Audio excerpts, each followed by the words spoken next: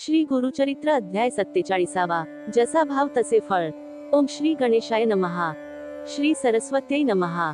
श्री सद्गुरुभ्यो नमः. श्री कुलदेवतायै नमः. श्रीपाद श्रीवल्लभ श्रीनृसिंह सरस्वती नमः.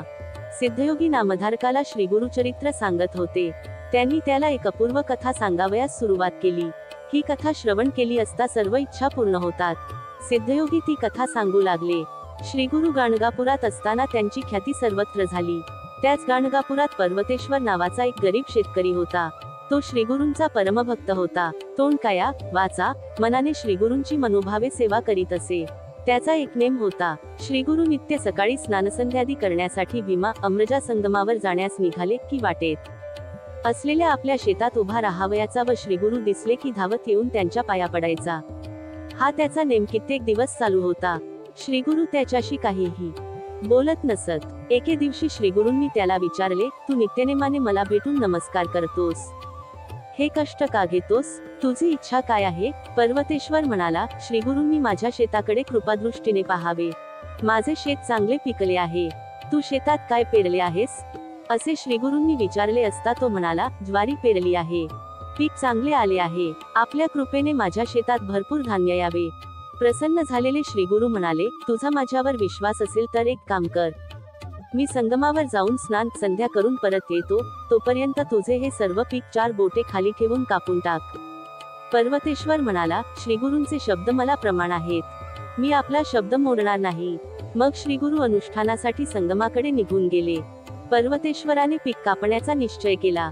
तो गावात गेला व तेथील अधिकाऱ्याला भेटून म्हणाला, मला माझे शेतातील ज्वारीचे पीक कापण्याची परवानगी असावी.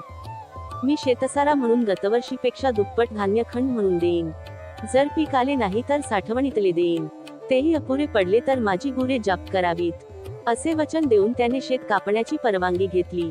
मग त्याने गडी माणसे लावून शेत कापण्यास सुरुवात केली. ही बातमी समजताच पर्वतेश्वराची बायका मुले शेताकडे धावत आली व रडू लागली. पण त्याने त्याकडे लक्षच दिले नाही. एका संन्याशाच्या सांगण्यावरून हा आपले भरले पीक कापून टाकण्याचा मूर्खपणा करत आहे असे लोक बोलू लागले. पण पर्वतेश्वराने त्यांच्या बोलण्याला भीक घातली नाही. त्याने सगळे पीक कापून टाकले. मग तो संगमावर गेला. श्रीगुरूंना शेतावर घेऊन आला व म्हणाला, गुरुदेव, आपल्या आज्ञेप्रमाणे मी सगळे पीक कापले. ते पाहून श्रीगुरु म्हणाले, अरे, तू हे काय करून बसलास? तू उगाच पीक कापलेस. मी तुला तसे केवळ गंमतीने म्हणालो होतो. तो म्हणाला, स्वामी, माझा आपल्यावर पूर्ण विश्वास आहे. आपली आज्ञा मला प्रमाण. मी ती पाळली. बाकी काही मला माहित नाही. तेव्हा प्रसन्न झालेले श्रीगुरु म्हणाले, जसा तुझा भाव तसे तुला फळ मिळेल. धन्य आहे तुझा निर्धार. तुझ्या श्रद्धेचे मोठे फळ मिळेल. आता तू कसलीही चिंता करू नकोस. असे आश्वासन देऊन श्रीगुरु मठाकडे गेले. काही दिवसांनी प्रचंड वादळ झाले. मुसळधार पाऊस सुरू झाला. गावातील शेतकऱ्यांची पिके पार बुडाली. अतोनात नुकसान झाले. ओला दुष्काळ पडला. पर्वतेश्वराच्या शेतातील ज्वारीच्या बुडक्यांना मात्र असंख्य अंकुर फुटले. पीक जोरात वाढले. शतपटीने धान्य आले. बाकी सगळ्या गावात धान्याचा दुष्काळ पडला. सर्व लोक दुःखी झाले होते व ते पर्वतेश्वराचे पीक पाहून आश्चर्य करीत होते.